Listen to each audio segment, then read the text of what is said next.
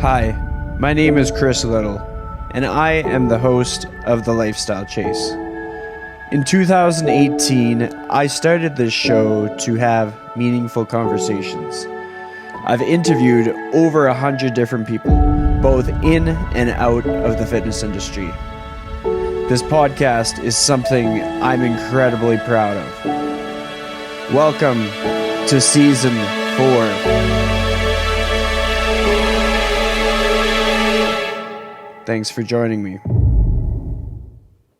Well, the next little pivot that we're going to take in this conversation is I want to know the non-fitness things about you. So this can be with regards to let's first off talk about when you begin to travel. Where are you wanting to travel, and why are those the places you want to travel to?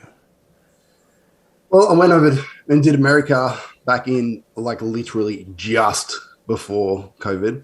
We literally got back in the country and then things were happening. So not that I don't want to go back there. There's definitely a couple of places there that I really want to go back to, but I feel like getting over to Europe and doing a bit more there would be first on our list. So my partner, Mickey, she has spent 6 months traveling around pretty much all of Europe and done it all. And she loves it. So I think experiencing that myself and letting her drag me around and go to all those places would be first on our list.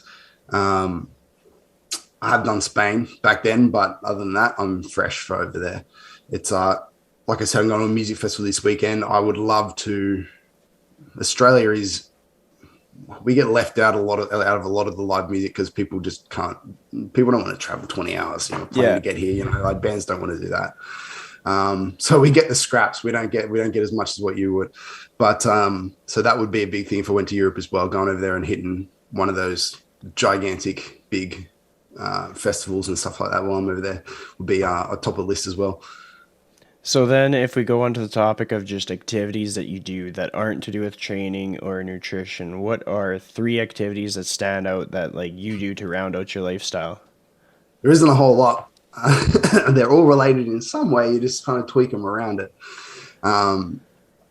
especially with the restrictions at the moment. But other than that, it's just playing games, video games, things like that. It's really my kind of time to get my brain shifted out of, even when I'm not doing fitness things. You know how you still kind of have it ticking over in the back of your head. Even if you're going for a walk, yeah, you're this is kind of fitness related. It's kind of like GPP, and you're kind of doing stuff and you're thinking about content that you maybe got to write or stuff like that. But when I'm playing games, it allows me to immerse in that and get completely out of it. I'm not thinking about anything else. And the same with music. I guess that's why I love them both, is that when you're there, you're just in the zone and there's nothing else in your mind. You're just absorbed in it. So they're the 2 big ones.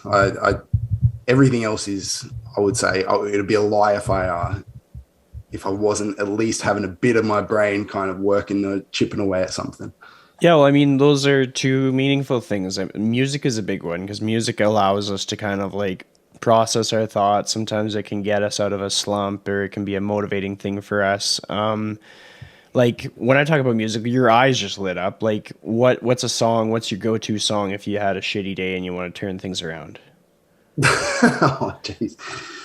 And I ever took a different playlist for different days of the week. On Mondays and Tuesdays, I feel I've got to start my week with a bit of heavier, metal type. I don't know, something that's just in the zone, screaming at me, amp up, that sort of shit. And then when I get to the later, the Fridays, and that's old Outcast and stuff like that, where it's just nice, chill, low vibes, get me ready, get me out of here. It's just end my week nice and smooth.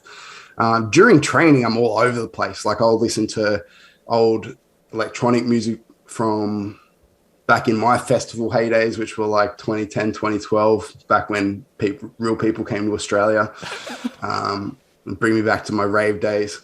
Or I'll get into the metal again. If you watch my training videos, you'll hear some much more heavy stuff quite regularly as well.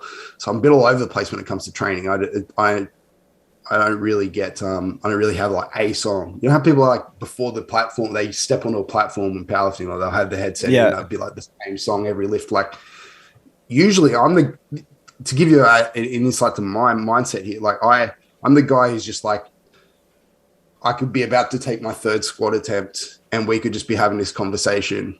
And then they'll go like, oh, bar's loaded. And I'll be like, oh, hang on. I just got to do something. And then I'll just go like get in my zone, do the lift, then come back and continue the conversation. So I'm not your, I guess, typical powerlifter when it comes to like getting in the zone and getting slapped and like all that bullshit. Like I like to just zone in when I need to zone in, and then just chill when I can. Well, I think that's like, important. I mean, I've definitely observed it just like watching your lifting videos. I've seen like, oh, holy shit, he like makes it look like it's no big deal. Like he must be really like calm and just focused and not needing to like be completely exhilarated to do something he's dedicated years towards training to do. Like it shouldn't be a surprise that it comes off the ground kind of thing, you know? Yeah. No, exactly.